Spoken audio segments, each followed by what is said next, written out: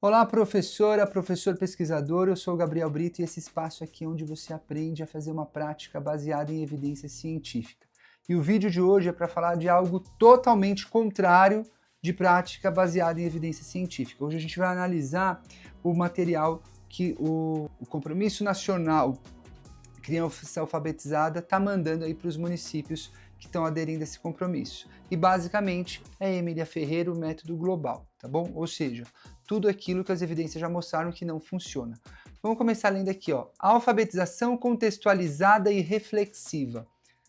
Percurso formativo para o primeiro e segundo ano. Não é uma ironia que a gente fica aqui dando tanta ênfase nessa questão reflexiva desde a década de 80 e as crianças ficam analfabetas e não conseguem refletir nada no quinto ano, nono ano, ensino médio. A gente chegou no Brasil, a moral, a gente tem a capacidade de ter analfabeto funcional na faculdade. Isso é uma jabuticaba, né?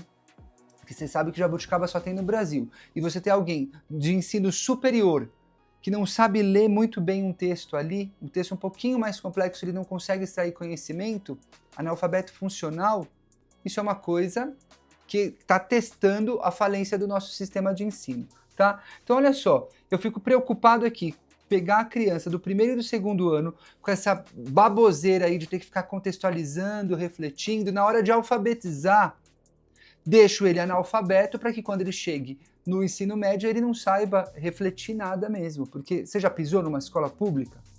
Você sabe como é difícil dar aula, se você for um professor especialista, dar aula para mais da metade das crianças analfabetas?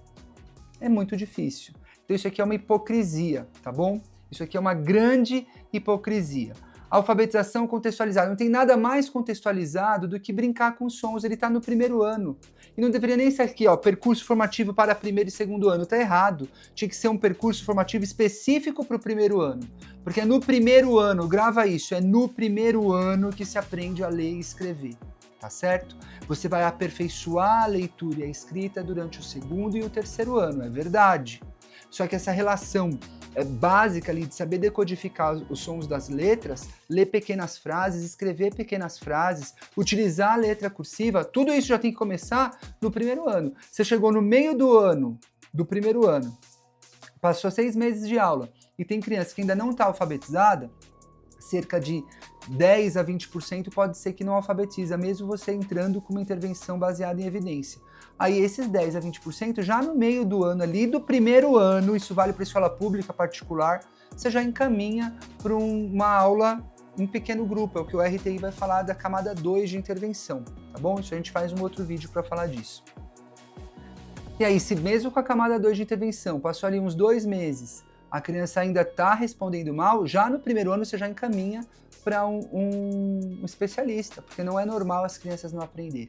Com 6 anos, o cérebro está preparado ali para aprender a relação entre a letra e o som e começar a ler por meio da decodificação, principalmente, tá bom? Pequenas frases e pequenos textos também ali de uma frase, saber escrever isso. Então, alfabetização contextualizada e reflexiva. Poxa, tem outros momentos para você trabalhar a reflexão dentro da sala de aula, para você ser construtivista, para você olhar para a natureza, para você criar hipóteses, mas não para ler e escrever. Por que que isso já está errado do nome?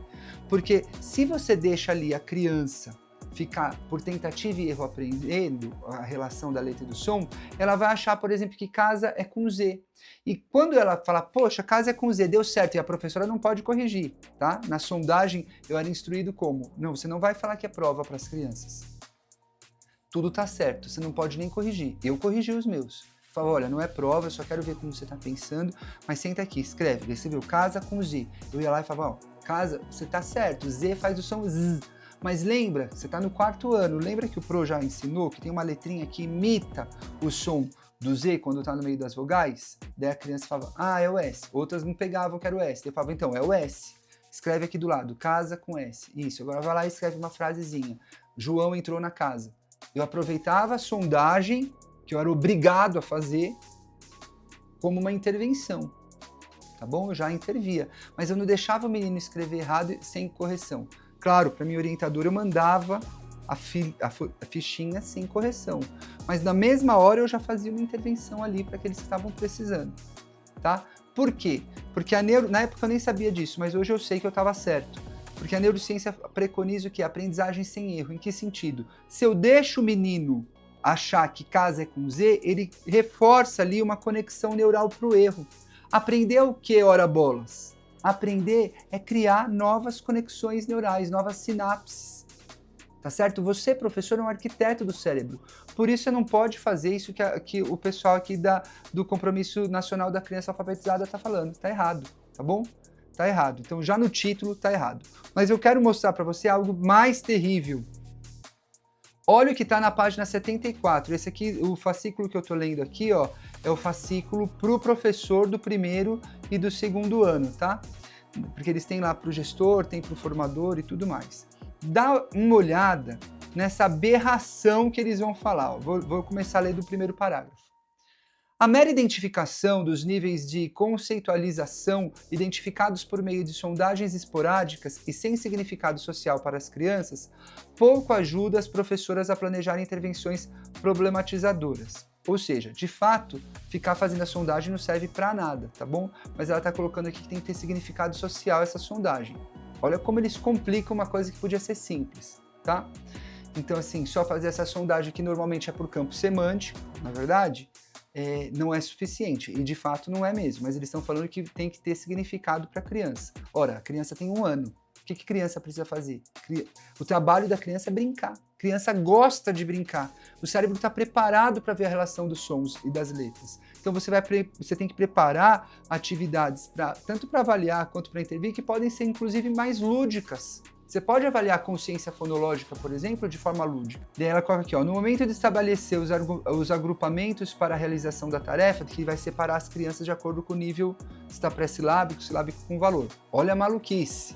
Então o professor tem que preparar. Você tem que dar conta da inclusão de gente que às vezes está com balão de oxigênio, gente que está se jogando no chão, você tem que cuidar dessa inclusão, senão você não é bom professor. Você tem que cuidar do TDAH, você tem que cuidar daquele menino que não tem pai nem mãe, que chega ali terrorizando a sala, porque estou falando aqui da realidade da escola pública, tá? Na particular pode ser um pouco melhor, mas na pública é tudo isso junto e misturado, tudo ao mesmo tempo. Não sei como é na sua escola, mas na minha era assim. E aí você tem que cuidar dos analfabetos, e aí você vai pegar os analfabetos ali do 5º ano, e que é a mesma lógica dessa aqui do 1º ano, tá? Você vai separar, porque eles não alfabetizaram no 1º e no 2º. Eles chegam no 5º, pré-silábico, silábico com valor, silábico sem valor e alfabético, 1, 2 e 3. Na minha rede tinha alfabético 1, 2 e 3, não sei se tem ainda, eu dei aula em Guarulhos. Porque 1 era o analfabeto funcional, mas lia sem entender nada. 2 já entendia um pouquinho mais e o alfabético 3 era aquele que a gente dizia que estava realmente alfabetizado, para o nível do que era esperado do 5º ano. Então aí você tem toda essa bagunça aqui, que no final das contas os professores não saem disso. Os professores não saem disso daqui. Ele fica o 1º até o 5º ano fazendo exatamente isso que era para ter sido feito só no 1º e no 2º ano. Mas como não funciona, os professores vão colocar a culpa, os formadores vão colocar a culpa nos professores, vão dizer que os professores que não souberam aplicar, os professores vão falar também com uma sala tão cheia, que de fato dificulta, ou também vão falar assim, também com uma mãe dessa, também numa região dessa, e não é verdade, eu só dei aula na periferia, mas eu entrei com intervenção baseada em evidência, e aí todas as crianças alfabetizavam, tá certo? Eu tenho um artigo do RTI onde eu relato essa experiência. Então, de 10 a 20% das crianças podem não aprender na sala de aula. Então, numa sala de 30, você pode ter ali de 3 a 6 crianças que não acompanham a turma. Mas você ter, em 5º ano, mais da metade analfabeto, não é normal. O problema não está nas crianças, tá bom? Então, assim, mesmo dando aula na periferia, eu atingi os índices iguaizinhos os índices internacionais com a aplicação do modelo de resposta à intervenção. As crianças eram pobres, então não é porque é pobre não vai aprender, tá bom? Então isso é uma mentira. Por isso que quando eu faço esse tipo de vídeo aqui, me irrita. Porque assim, isso, gente, não é só um trabalho, você não está vendendo laranja na feira. Você está pensando no futuro, isso vai mudar o futuro das crianças que estão na sala de aula. Então a gente não pode aceitar uma coisa dessa. Aí olha o que eles escrevem, ó. Além disso, para saber fazer algo com o que as crianças pensam sobre o sistema de escrita, ou seja, eu não vou mostrar para as crianças ali, né? Eu vou ver o que elas sabem e vou pensar o que eu vou fazer. Para saber fazer algo, é preciso apoiar-se no conhecimento didático produzido do âmbito da pesquisa construtivista psicogenética, ou seja, da Emília Ferreiro. tá? Que os estudos já mostraram. A pessoa fala, mas ela é cientista também. Tá bom, todo mundo pode ser cientista, vamos acreditar que todo mundo é cientista, tá bom? E aí você tem os cientistas que têm ali diferentes teorias. Aí vem outros cientistas e aplica essas teorias. E aí, se fosse para um remédio, se fosse para uma vacina, qual você escolheria, tá? Aqueles que, quando foram testados, replicados em diferentes populações ao longo do tempo, mais de 40 anos, você escolheria o remédio, a vacina, algo para construir um prédio que tivesse muita evidência de que funcionou, ou aquele que não tinha tanta evidência, mas era um teórico, um pesquisador que você acha que é cientista também, mas que você gosta. Então as pesquisas da Emília Ferreiro estão nisso aí. Tiveram pesquisa tentando ver qual é o método de intervenção mais adequado? Tiveram. E mostraram que ela estava errada. Então ela tem o seu papel, tem a sua contribuição para a educação, tá bom? Talvez ela possa nos inspirar em relação à nossa postura frente o aluno, o aprendiz, seja lá como você quer chamar, mas ela errou na forma como o cérebro aprende a ler. Ela conseguiu descrever as hipóteses que as crianças, sem uma instrução explícita, vão criando ali e pressupôs que daria, né, a psicogênese pressupõe que daria para o professor só mediador, mas as pesquisas mostram que não, o professor ele tem que intervir de forma explícita e sistematizada. Como? Desenvolvendo a consciência fonológica e mostrando essa relação de forma explícita. Olha, o F tem som F, o A tem som A, o B tem som B. Junto com A fica B, B, ba. B com A é B, não é ba. Você tem que deixar isso claro para a criança. E você vai mostrando do simples para o difícil, ou seja, sistematizado. Mas olha o que o documento fala. Ao invés de fazer isso, se você for fazer no âmbito da perspectiva construtivista psicogenética, ao contrário de um ensino explícito e sistemático, na verdade sistematizado seria a melhor palavra, ao contrário de um ensino explícito e sistematizado das relações entre letras e sons, o que se defende é que as crianças avançam em suas conceitualizações resolvendo os desafios impostos pelo próprio ato de ler e escrever. Abençoado, vai você aprender inglês, japonês, espanhol, qualquer coisa assim. Simplesmente te dando rótulo, revista.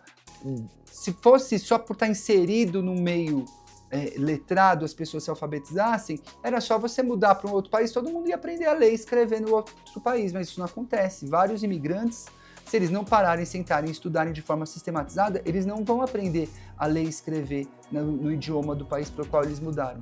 Por que cargas d'água você acha que a criança vai aprender a ler da mesma forma que ela aprendeu a falar? Falar é natural, é biológico. A gente nasce com a capacidade de falar.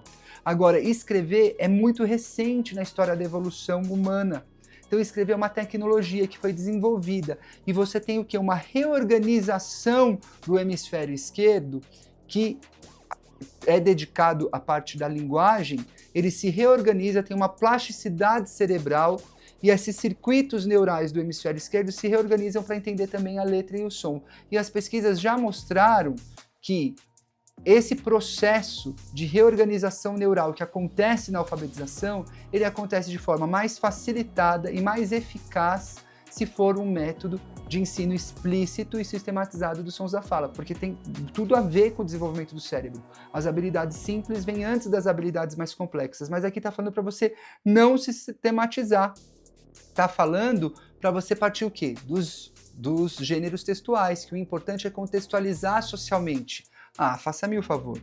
Como se pode observar na cena descrita, as intervenções realizadas pela professora tomavam como objeto de reflexão a própria escrita das crianças. Não precisa disso.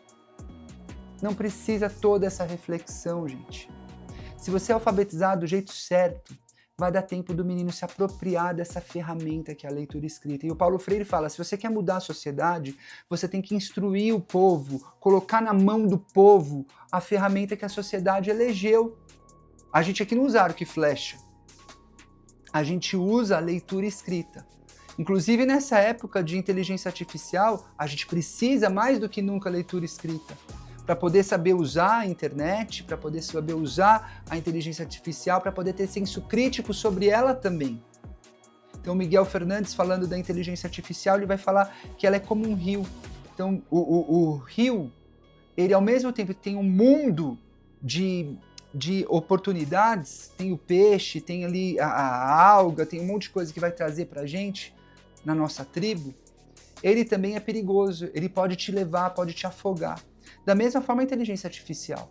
E a leitura e escrita inserida nesse contexto, gente, ela é mais importante ainda para a gente saber navegar nesse nosso novo mundo moderno, para esse rio da modernidade não simplesmente afogar essa geração mais do que já tem sido afogada, tá bom? Então, primeiro alfabetiza no primeiro ano, brinca com sons, mostra isso de forma lúdica, multissensorial, isso já é por si só contextualizado, não precisa atrapalhar mais ainda.